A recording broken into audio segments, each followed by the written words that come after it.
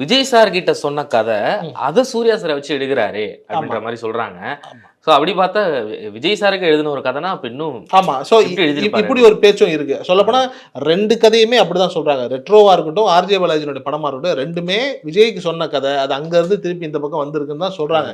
உண்மையிலேயே அப்படி இருந்தது அப்படின்னா, ஒரு காலகட்டத்தில சூர்யாவுக்கு எப்படி இருக்கும் அப்படின்னா, விஜய்க்கோ, அஜித்துக்கோ சொல்லப்பட்ட கதையா இருக்கும். ஏதோ ஒரு விதத்துல அங்க மிஸ் ஆயிடும். அது சூர்யாவுக்கு வரும். இண்டஸ்ட்ரியே திரும்பி பார்க்கும் அந்த படத்த. ஆ, அது வந்துட்டு கஜினியா இருக்கட்டும், காக்க காக்கவா இருக்கட்டும், இப்ப வந்துட்டு உன்னே நினைச்சுன்னு ஒரு படம். அது வந்துட்டு இன்னைக்கும் சூர்யா வந்து இப்ப நம்ம குடும்பஸ்தனை கொண்டாடுறோம் இல்லையா? சூர்யாவ அந்த மாரி குடும்பஸ்தனா எல்லாரையும் கொண்டுட்டு போன படங்கள்ல மிக முக்கியமான படம் உன்னே நினைத்து. உன்னை நினைத்தான். அது விஜய் நடிக்க வேண்டிய படம் தான். ஆமா, ஃபர்ஸ்ட் போஸ்டர்ஸ்லாம் இப்போ ரீசெண்டா ஆமா. ரிலீஸ் பண்ண நினைக்கிறேன். விஜய் சார் லைலா மேமும் இருப்பாங்க ஒரு போஸ்டர்ல. ஏன்னா ஸ்டார்டிங்ல அவங்கள வச்சு ஷூட் பண்ணியிருப்பாங்க. உண்மதான். ஸோ And நீங்க சொன்ன மாதிரி நேருக்கு நேர் படம் கூட ஃபர்ஸ்ட் அஜித் சார் விஜய் சாரும் பண்ண வேண்டிய படம். அஜித் சார் வந்து அதுக்கப்புறம் இதானதுனால தான் சூர்யா சாரை வச்சு நடிக்க வச்சு அந்த படம். உண்மதான். ஸோ இப்படி இருக்கு இல்லையா?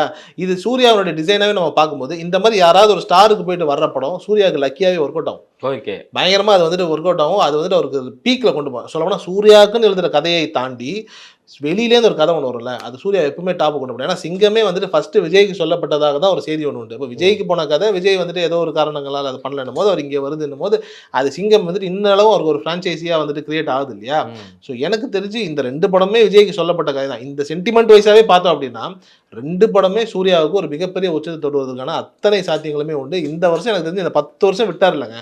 2025ல புடிச்சிருவாரு. ஒட்டுமொத்தமா வாயில போட்டு போடா அப்படின்னு அவ்வளவுதான். ஃபேன்ஸ்க்கு ஒரு பெரிய ட்ரீட்டா இருக்க போகுது. நிச்சயமா, நிச்சயமா. சூப்பர்ண்ணே, பயங்கர தலைவன் கம்பேக் கண்டிப்பா.